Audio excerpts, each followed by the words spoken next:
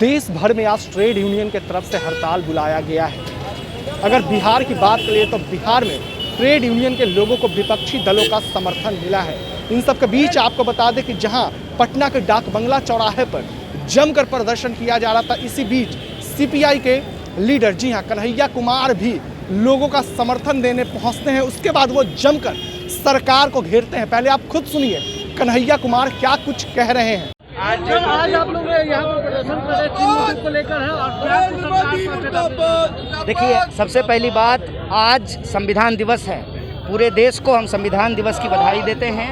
साथ ही साथ 26 नवंबर को मुंबई में जो आतंकवादी घटना हुई, उसमें जो शहादत हुई, उनके प्रति अपना श्रद्धांजलि व्यक्त करते हैं।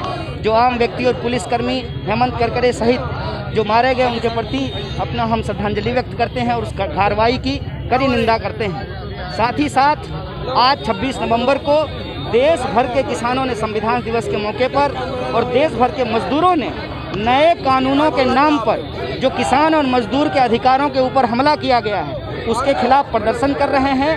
हम बिहार के लोग पटना की सड़क पर उस प्रदर्शन के प्रति अपनी एकता प्रदर्शित करने के लिए शामिल हुए हैं। उनके मांगों के समर्थन में आज सड़क पर पीएम मोदी कहते हैं कि मोदी है तो सब कुछ है, मुमकिन है। क्या लगता है कि देश में जिस तरह से चल रहा है, किसान विरोध कर रहे हैं, ऐसे में क्या लगता है किस तरह से आंदोलन चलाया जा रहा है? देखिए, एक तो वो देश के प्रधानमंत्री हैं, अब बोलने में टैक्स तो लगता नहीं है।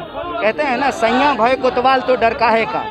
उन्हीं का राज है, वही प्रधानमंत्री हैं, जो मन है वो बोल सकते हैं। लेकिन किसान के हित के ऊपर हमला हुआ है और अगर वो कहते हैं कि वो किसानों के हितैषी हैं, तो किसानों की मांग को बिल में क्यों नहीं लिख दिया जाता है? सिर्फ छोटी सी बात है, एक लाइन लिखना है, बहुत ज़्यादा कागज़ तो खर्च होगा नहीं कि अगर एमएसपी से कम पे खरीद होगी तो खरीद करने वालों के ऊपर कानूनी कार्रवाई की जाएगी। यह बात लिख देने में क्या समस्या है? असल बात यह है कि इनके मन में चोर है। ये छोटे बिचौलियों को ख़त्म करके देश का जो सबसे बड़ा बिचौलिया है, जिसका हाथ प्रधानमंत्री जी के कंधे पे है, उसके हितों को साधने की कोशिश की जा रही है। इसीलिए देश के किसान सड़कों पर हैं। और एक बात आपको समझना होगा कि वही किसान के बच्चे सीमा पर गोली खाते हैं और उन्हीं किसानों के ऊपर, किसान परिवार से आने वाले पुलिस के द्वारा, जवान के द्वारा उनके ऊपर वाटर कैनन चलवाया जा रहा है। ये किसानों और जवानों को आपस में लड़ाने की साजिश है। इसीलिए हम कहते हैं कि संविधान दिवस के मौके पर वो संकल्प एक बार देश को फिर से दोहराना चाहिए। जय जवान, जय किसान, जय संविधान।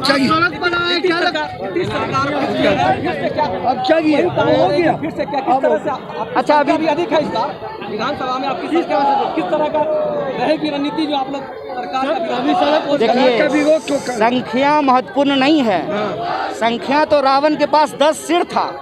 संख्या से ज़्यादा महत्वपूर्ण है कि आप न्याय, हक, बराबरी के पक्ष में हैं कि नहीं हैं। हम न्याय, हक और बराबरी के पक्ष में सड़क पे हैं। चाहे राज्य की सरकार हो या देश की सरकार हो, आम जनता के हक अधिकार के लिए सड़क एकमात्र रास्ता है जहां उतर करके हम अपनी आवाज़ को बुलंद करेंगे।